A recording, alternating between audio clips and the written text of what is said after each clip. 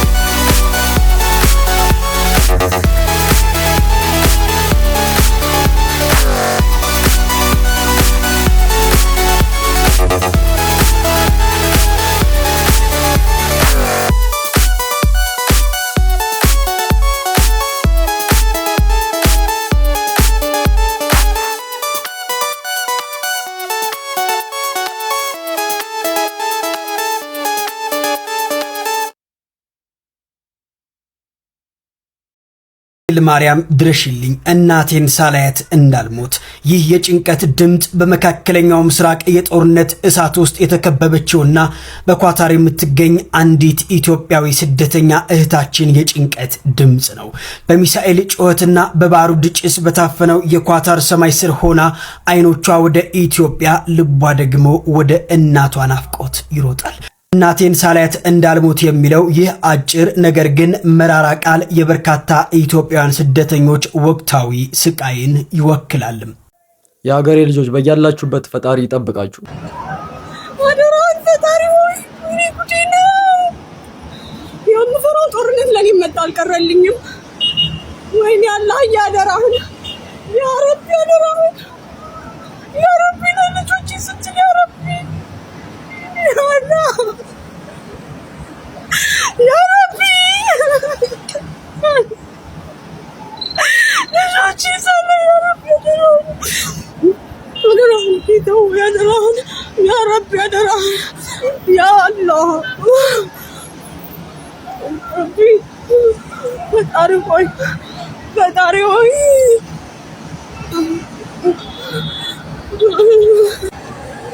يا الله يا الله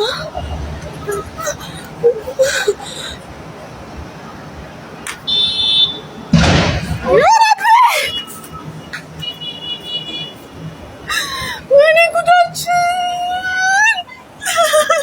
ድንግል ማርያም ከዚህ መከራ ከዚህ ጭንቀት በሰላም ታውጣችሁ፣ ወደ ሀገራችሁም በሰላም ለመመለስ ያብቃችሁ ሁላችሁም። ኢትዮጵያውያን አሁንም ተጠንቀቁ። አሁንም የማስጠንቀቂያ መልእክቶች በውጭ ጉዳይ ሚኒስትር በኩል እየተላለፉላችሁ ይገኛሉ። በአረብ ሀገራት እንዲሁም ደግሞ ጥቃት እየተሰነዘረ በሚገኝባቸው በየትኛውም አካባቢዎች ላይ የምትገኙ ኢትዮጵያን እንግዲህ ባላችሁበት ተረጋግታችሁ እንዲሁም ደግሞ ቤታችሁ እንድትቀመጡ እንደሚመከር ጭምር ነው የውጭ ጉዳይ ሚኒስትር እየተናገረ የሚገኘው። የውጭ ጉዳይ ሚኒስትሩ እንደተናገረው ከሆነም እንግዲህ መንግስት ይህንን ነገር በፍጥነት እየተከታተለ ነው። እንዲሁም ደግሞ አንዳንድ ነገሮች እስከሚስተካከሉ ድረስ በአካባቢው ላይ እንዲሁም ደግሞ ጥቃት የሚደርስባቸው አካባቢ ላይ ያላችሁ ኢትዮጵያውያን ተረጋግታችሁ ተቀመጡ፣ እንዲሁም በአካባቢው ላይ የሚሰጣችሁን እያንዳንዱ ምክር ተከታተሉ ሲል ጭምር ነው እየተነገረ የሚገኘው። በአረብ ሀገራት እንዲሁም ደግሞ በሌሎች አካባቢ ላይ የምትገኙ ኢትዮጵያውያን አሁንም የሚበልጥ ጥንቃቄ እንድታደርጉ መልእክቴ ነው። በሌሎች አዳዲስ መረጃዎች በድጋሚ መልሳለሁ። የፕላስ ምልክቷን ተጭናችሁ ቤተሰብ ሁኑ። መልካም ምሽት። እና በደንብ ጥንቃቄ አድርጉ። አረብ ሀገራት ላይ ያላችሁ ኢትዮጵያውያኖች በደንብ ጥንቃቄ አድርጉ። ከቤት አትውጡ። በሊብናን፣ በባህሬን፣ በሳዑዲ የምትኖር በመላው የአረብ ሀገራት የምትኖሩ ኢትዮጵያውያን በሙሉ በአሁኑ ወቅት በቀጠናው ካለው የጸጥታ ሁኔታ ጋር ተያይዞ በማህበራዊ ሚዲያ አጠቃቀም ላይ እጅግ ጥብቅ የሆነ መመሪያና ማስጠንቀቂያ እያወጡ ነው። የሁሉም ሀገር መንግስታት ማለት ነው። ራሳችሁን ከከባድ የህግ ተጠያቂነትና ከእስር ለመጠበቅ የሚከተሉትን ነጥቦች በአንክሮ ተከታተሉ። አንደኛ፣ ሐሰተኛ ወሬዎች በፍጹም አትልቀቁ። ምንጩ ያልተረጋገጠ መረጃ፣ ግምታዊ ወሬ፣ ቪዲዮ ወይም ፎቶ በማህበራዊ ሚዲያ ላይ በቲክቶክ፣ በፌስቡክ፣ በዩቲዩብ እንዲሁም በሌሎች የሶሻል ሚዲያ ፕላትፎርሞች ላይ መለጠፍ በጥብቅ የተከለከለ ነው። እሱ ብቻ አይደለም፣ ያያችሁትን መረጃ ሪፖስት ወይም ሼር ማድረግ በህግ ያስቀጣል።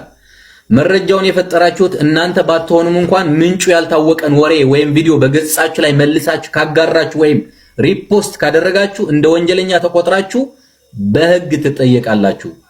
ፎቶና ቪዲዮ አትቅረጹ።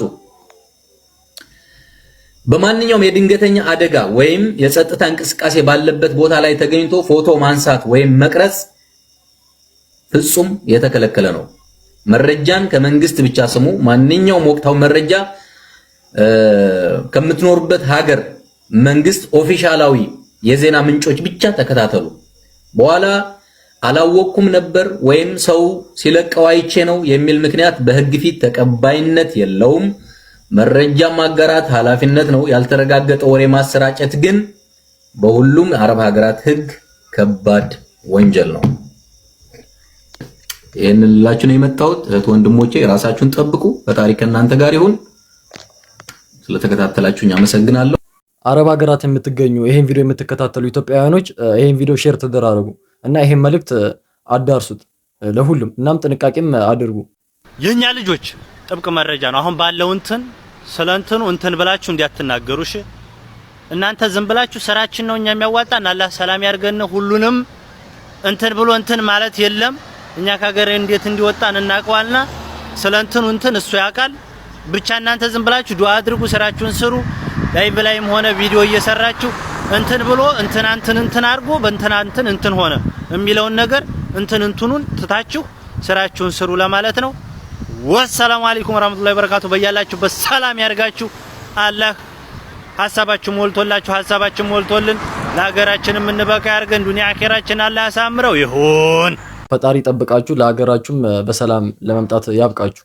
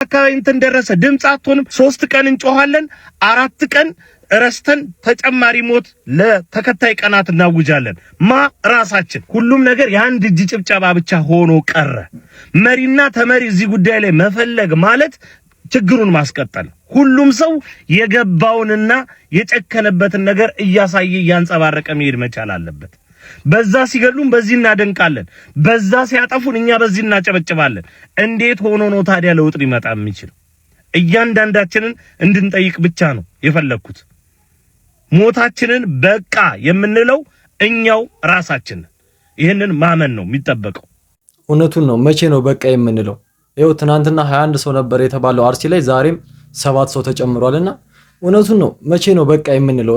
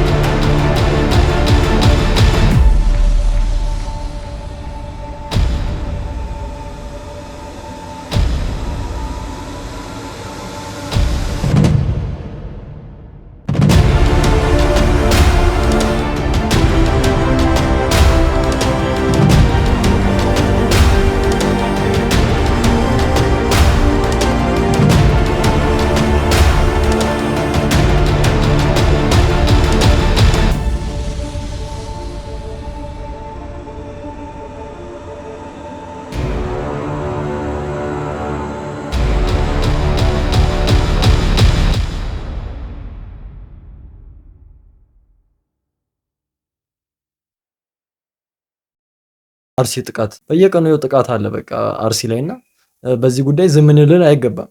ሌላ አስደሳች ሰበር ዜና ነው። ከሰሞኑ እጅግ በጣም መነጋገሪያ የነበረው እንዲሁም ደግሞ የግድያ ሙከራ በገዛ ፍቅረኛው ተደርጎባት የነበረችው ወጣት ቺን ትዕግስት ማለት ነው ሁላችንም እናስታውሳታለን። በርካታ ሰዎች እንግዲህ ለሷ ፍትህ ሲጠይቁ፣ በተጨማሪም ታሪኳ በጣም ብዙ ሰዎችን ሲያሳዝን እንደነበረ ጭምር ተመልክተናል። ነገር ግን ይህ ግለሰብ በአሁኑ ሰዓት በቁጥጥር ስር መዋሉ ነው እየተነገረ የሚገኘው። ይህንን እዮብ ወይም ደግሞ ናትና የተባለውን ግለሰብን በቁጥጥር ስር ያዋለው የአዲስ አበባ ፖሊስ ጠቅላይ መምሪያ ሲሆን ፖሊስም ይህንን ግለሰብ በቁጥጥር ስር አውሮ ለአማራ ክልል ፖሊስ ጠቅላይ መምሪያ እንዳስረከበ ጭምር እየተነገረ የሚገኘው። በሌለበት የ8 ዓመት ጽኑ እስራት የተፈረደበት ይህ እዮብ ወይም ደግሞ ናትና የተባለው ግለሰብ እንግዲህ በዚህ ሰዓት በቁጥጥር ስር መዋሉ እየተነገረ ይገኛል። እህታችንን በድጋሚ ፍትህ ስላገኘች ደስ ብሎኛል። እናንተስ በዚህ ጉዳይ ላይ ሀሳባላችሁ የኮሜንት ላይ ሀሳባችሁን አጋሩኝ። በሌሎች መረጃዎች በድጋሚ መልሳሌ ፕላስ ምልክቷን መጫናችሁን አትርሱ። መልካም ምሽት።